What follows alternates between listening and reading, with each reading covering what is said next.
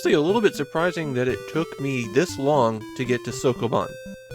Okay, not very long from the perspective of the Famicom Disk System, but I've been working hard on this Japanese game documentation project for over 3 years now, and this is the first Sokoban game I've dealt with. Namida no Sokoban Special is also the first third-party game on the Famicom Disk System. We're now 5 months after launch, and games from other companies are just now reaching the FDS.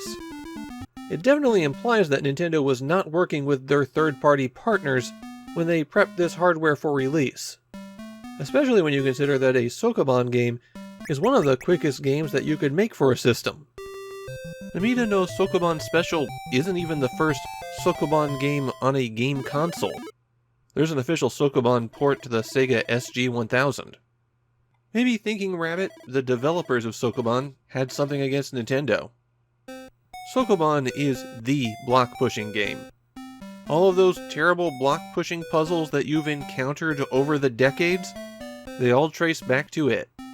Okay, in fairness, block-pushing is a really obvious thing to build a game around. Somebody just had to be first, and Sokoban was it. Originally created for the PC 8801 in 1982, a version of Sokoban has been released for virtually every platform since then. The most recent releases are for the Nintendo Switch and PS4. This is a game with some very long legs. Sokoban technically has a story. Katasuke has been hired to clean up the warehouses, and if he can't do it, he's fired. There you go, that's the entire story. Namida no Sokoban Special is a bit different from the original Sokoban because it was the biggest Sokoban game to that point. The original release had 20 stages. Kind of. The sequel had 50 stages. The SG-1000 version combined those two together, added in stages from one more expansion pack, and had 100 stages. And Namida no Sokoban Special upped that by having 150 stages. Plus some extras. Though the extras are only known to exist due to ROM hacking. It also came with an editor so you could create your own stages and pass those around. A feature that took advantage of the floppy disk release. The way that Sokoban works is that every level has a set of boxes. You're maneuvering a little man around the level, and your goal is to push the boxes onto the dots. And of course, you have to push instead of pull, which means it's very easy to get boxes stuck. In that case, you hit Start, and then the A button will use up one of your chances, and the B button will take you back to the menu. Once all the dots are occupied, you win. Advance to the next stage. It really is that simple. Except, Namida no Sokoban Special is, special. It's the Sokoban game with power-ups. There are 4 items that you can uncover when you move a box. These are randomly distributed, so they're not always there and not always under the same box. The power-ups basically let you cheat. Breaking the rules of Sokoban. All of the stages in Namida no Sokoban Special can be completed without power-ups. They're mainly there to help somebody get past a stage that they're stuck on. Power-ups are activated by pressing the B button, and then selecting something that you have from the menu. What direction you're facing matters a lot for some of these power-ups, and you can change that without moving by holding down the A button and pressing in a direction. The easiest and most obvious one to use is the rope. It allows you to pull a box that you're next to instead of pushing it. And you can pull as many squares as you like. The effect of the rope only goes away when you turn away from the box. It will cost you 100 points for every square that you move it, but who cares about points? The magnet will pull a crate one space toward you. Make sure you're facing in the correct direction when you use it. It also costs 100 points to use. The pepper is the most confusing one. Face a crate and use it, and a few seconds later that crate will come to life and start chasing after you. If it catches you, then you die. But if you can maneuver it onto a dot, then the crate goes back to normal. It's a completely bizarre power-up. The last item is also a little bit tricky to use, but easier to understand. Oil will put a puddle down where you're standing, and you can use that puddle to push 2 boxes at once. So after you drop the puddle, you have to go to the other side of 2 boxes and shove and they'll both move.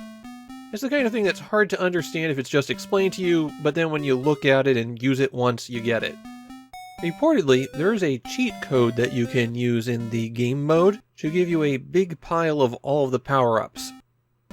The only information I could find on it, though, was that you had to tap a message in Morse code on the Player 2 controller, and I never could get it to work. So I'm not sure if that one's just a playground rumor that's been reprinted on the internet, or if the timing to enter the cheat code is just kind of tight. If you're playing on game mode, then you have 5 lives. Running out will give you a game over rather than start over screen, but you can just go right back to the stage that you left off at. If you can clear 16 stages without a game over, then there is a bonus stage, but I couldn't do it. A feature that you should be aware of as you play is that if you hit select, the game will cycle between 2 different graphics modes.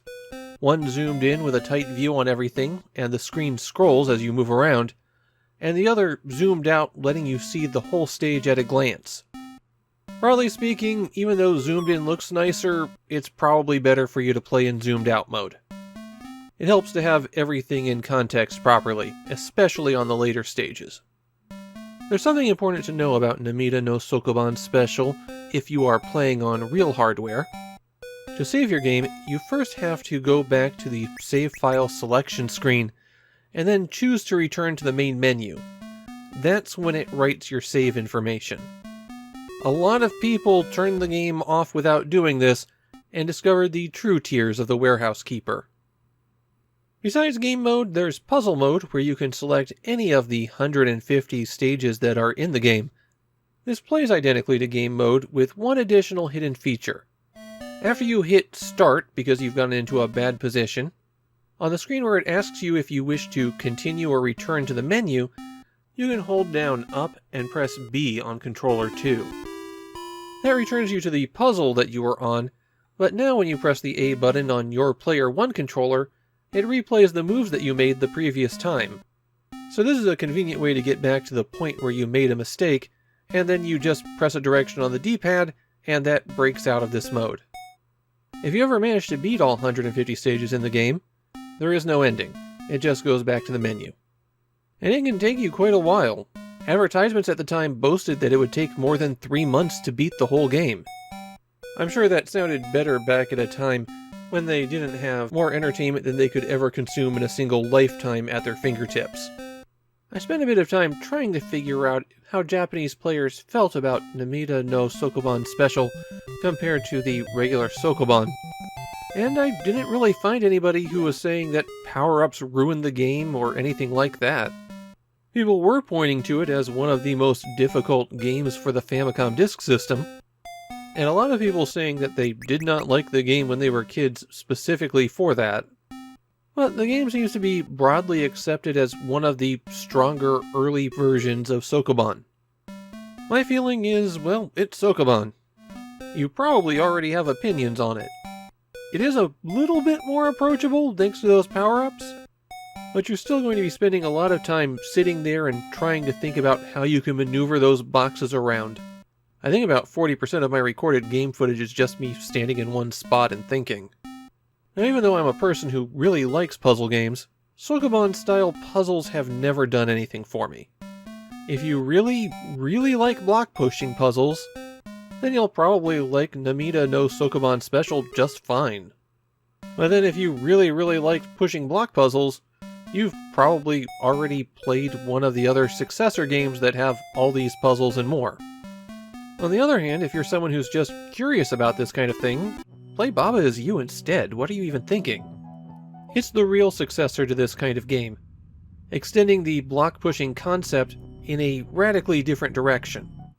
Namida no Sokoban Special is barely one step above the basic level of Sokoban.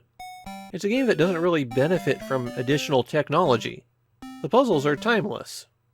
But then, dinosaur bones are also timeless.